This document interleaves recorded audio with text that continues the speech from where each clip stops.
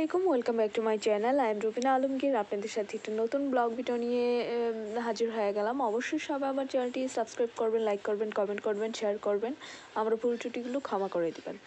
So দেখতেই পাচ্ছেন কিছু কামরাঙ্গাগুলো দেখে না আমার খুব চেনা চেনা মনে হচ্ছিল আমার সাথে জন্মসূত্রে পরিচয় এবং আমার খুব চেনা। আর যখন আমি খুব ছুঁয়ে দেখছিলাম কামরাঙ্গাগুলো বারবার, আর আমার সবসময় মনে হয় যে কামরাঙ্গা শব্দটি শুনলে আমার ইমোশন টাচ করে। কামরাঙ্গা সচরাচর আমরা বিক্রি করতে দেখি না ফলের দোকানে, বা সচরাচর দেখা যায় না, খুব কম দেখা যায়। সো কামরাঙ্গা আসলে শুনলে আমার একটা ইমোশনের জায়গায় কাজ করে, কারণ আমার বাড়িতে একটা কামরাঙ্গা গাছ ছিল। আমাদের যেই 3 নাম্বার রুম, ওই রুমের মাঝখানে কামরাঙ্গা গাছটি পড়ে গিয়েছিল, এজন্য কেটে ফেলতে হয়েছিল। আর শেষের দিকে আমাদের কামরাঙ্গা গাছের ফলগুলো বদ নজর লেগে নষ্ট হয়ে যাচ্ছিল। আর আমরা যাদের কাছে জায়গা বিক্রি করেছি তারা খুব ডিস্টার্ব করছিল। তাদের একটা টিনের ঘর নাকি নষ্ট হয়ে যায় বারবার, এটার পাতা আর ঢালপালা পড়ে, অথচ তারাও কিন্তু এই কামরাঙ্গাগুলো খেত, এবং কি লুকিয়েও খেত। আমরা যখন ছিলাম না, নিজ হাতে পেরে পেরে খেত। তো খুব ডিস্টার্ব করতো। সব কিছু মিলেই তারপরেও গাছটাকে রেখেছি, কিন্তু ফাইনালি রুম তৈরি করার জন্য গাছটাকে আর রাখা যায়নি। এই গাছের সাথে আমার অনেক স্মৃতি।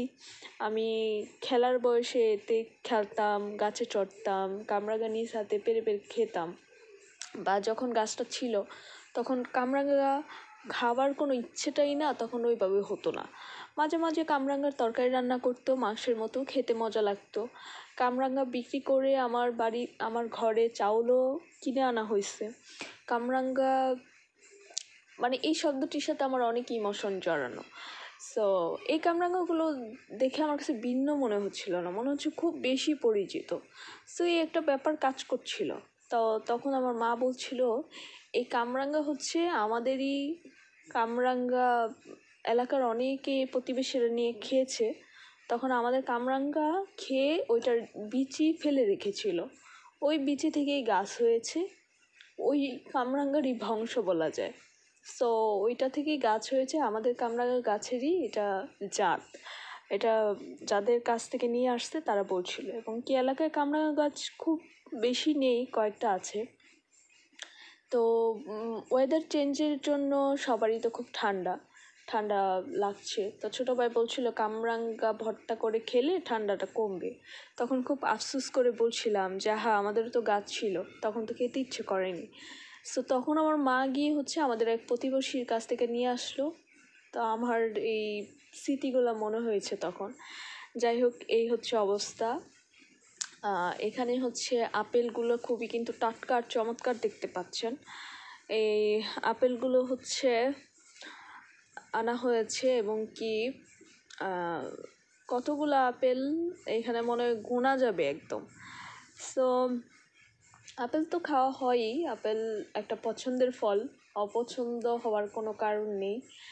এবং আরও যে ছোট ছোট কিছু আপেল বিক্রি হয়, এক ধরনের জালির মধ্যে থাকে, ওগুলো আরও বেশি মজা।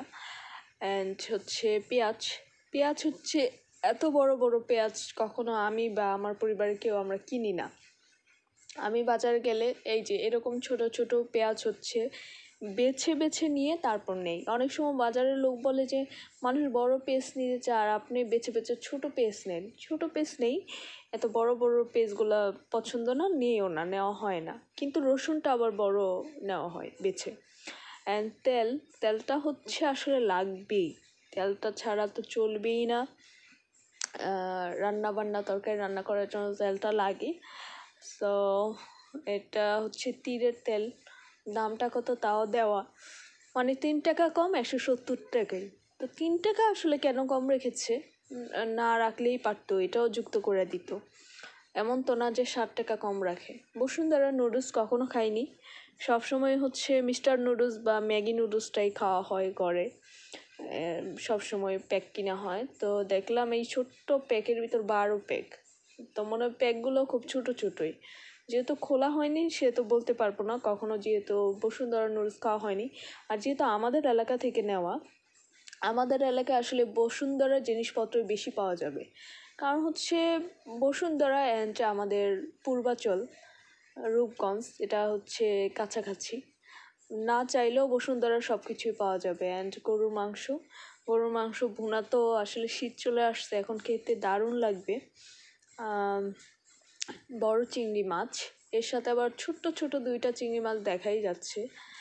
সো একদম গোনা যাবে চিংড়িগুলো, 1 2 3 4 5 6 7 8 9, 9টা চিংড়ি।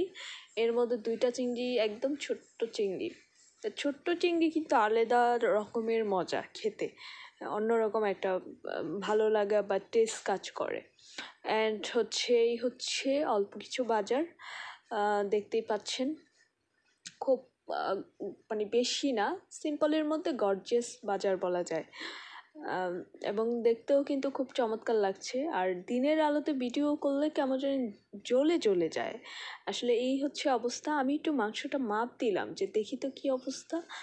এখানে 25 গ্রাম কম 1 কেজি মাংস, কি অদ্ভুত! তার মানে পানি টানি মিলে আরও কম, অথচ টাকা কিন্তু সব